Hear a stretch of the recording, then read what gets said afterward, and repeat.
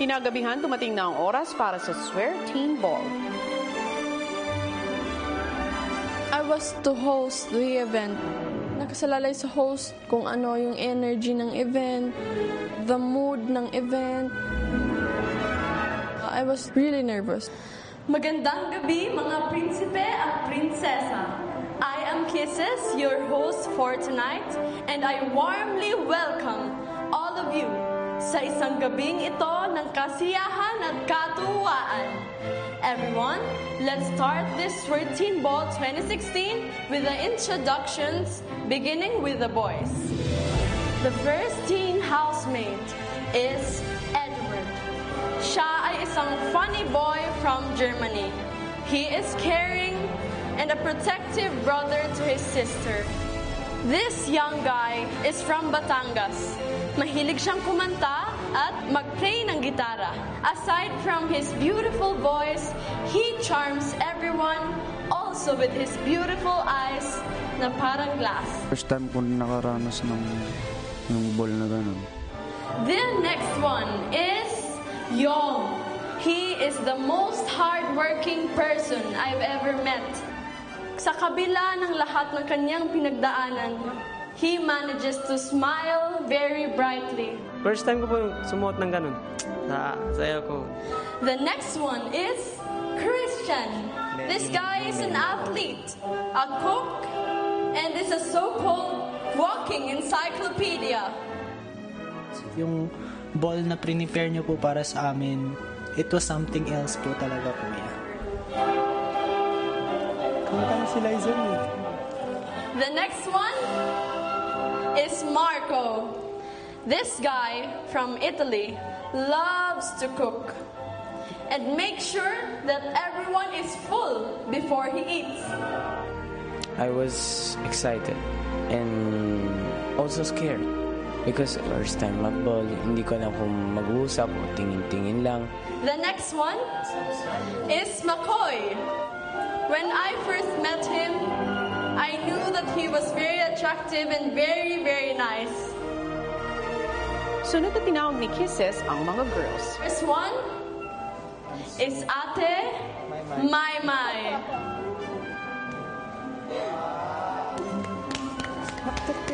Si Ate Maymay, siya ang ilaw ng tahanan namin because she has shown us nothing but love and care. Mai was really beautiful, and also her hair was back and she had makeup on.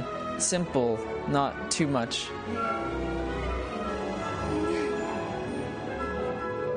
Feeling mayaman, feeling artista, feeling maganda. Paano sa panaginip lo lang yun eh. You look beautiful. The next one is Fenech. She is a shy young girl who has the mind of a brave, strong girl. Parang dream come true na din po kasi gusto ko din yung mga ganyan. Masaya po. Thank you po, Kuya. Para kay Cinderella yung kanyang gown. Kahanga-hanga. The next one, she is Rita. Siya ay ang batang hindi nabubusan ng energy. Siya ay nagsisilbing inspirasyon sa mga tao.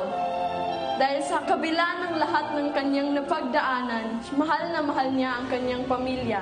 She's not used na magsuot ng gowns, pero nung nasuot niya na yung gown niya, wow, beautiful, Kuya. Sobrang saya ko po, Kuya. Habang lumalakad po ako, nawawala yung mga kaba ko. The next one, she is Heaven, a hulog ng langit. She is this beautiful princess and she has an angel's voice. Yung kagandahan niya sa loob, nakita ko sa labas. She is her mother's angel. Aww.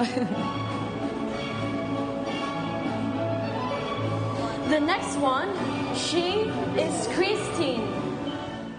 Christine is a sporty, beautiful girl who is also a school leader. Last but not the least, we have Ate Elise. Ate Ate Elise is a very beautiful young lady. She is not only beautiful, she is intelligent. Mahilig siya sa amin magbigay ng advice na magagamit namin sa buhay. Of course, McCoy and Elise were gonna stand out. And Elise, while all the girls looked like princesses, she looked like the queen, and McCoy was the king. At ang huling tinawag ay si Vivery. And now, we have a princess who doesn't have a prince, but is just as equally dazzling. We have Vivery. Vivery is a very smart and very talented young lady. Si Vivery po, yung walang prince, but she's still the strongest in the girl. Ganda ng dress ni Vivery. She loves to sing and also loves to dance, and even writes her own songs. She is her own knight in shining armor. Medyo kuya, kinda disappointed kasi nga 'di ba parang it's a ball. So expected na dapat may partner ka. Pero syempre tanggap ko naman po. Maybe it's destiny or siguro nagkataon lang. Kinagabihan, dumating na ang oras para sa Swear Teen Ball. I was to host the event. Nakasalalay sa host kung ano yung energy ng event, the mood ng event.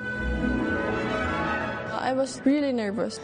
Magandang gabi mga prinsipe at prinsesa. I am Kisses, your host for tonight, and I warmly welcome all of you sa isang gabing ito ng kasiyahan at katuwaan. Everyone, let's start this Swear Teen Ball 2016 with the introductions, beginning with the boys. The first teen housemate is Edward. Siya ay isang funny boy from Germany. He is caring and a protective brother to his sister. This young guy is from Batangas. Mahilig siyang kumanta at mag-cook. And make sure that everyone is full before he eats. I was excited and also scared because first time mag-ball, hindi ko alam kung mag-uusap o tingin-tingin lang. The next one is McCoy. When I first met him, I knew that he was very attractive and very, very nice. Sunod na tinawag ni Kisses ang mga girls. First one is Ate Maymay.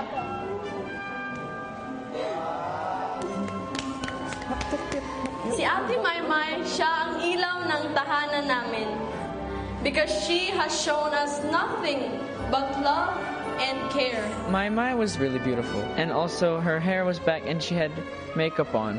Simple, not too much.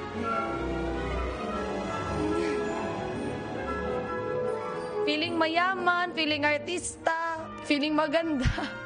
Paano sa panaginip lo lang yun eh. You look beautiful. The next one is Fenech. She is a shy young girl who has the mind of a brave, strong girl. Parang dream come true na din po kasi gusto ko din yung mga ganyan. Masaya po. Thank you po, kuya. Para kay Cinderella yung kanyang gown. Kahanga-hanga. The next one, she is Rita.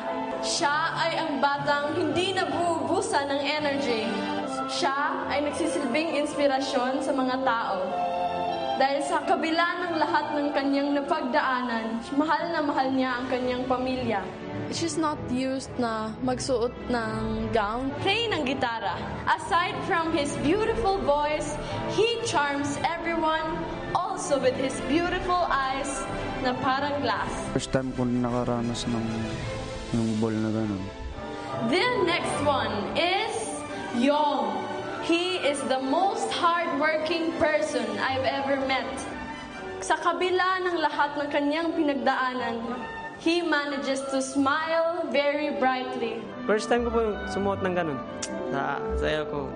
The next one is Christian. This guy is an athlete, a cook, and is is a so-called walking encyclopedia. Yung ball na prepare nyo po para sa amin, it was something else po talaga, kuya. Kumanta si Liza eh.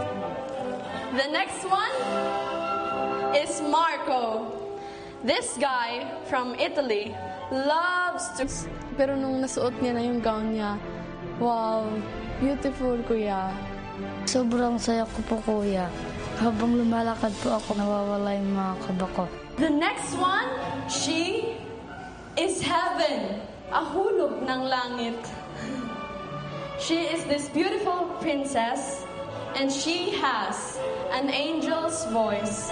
Yung kagandahan niya sa loob, nakita ko sa labas. She is her mother's angel.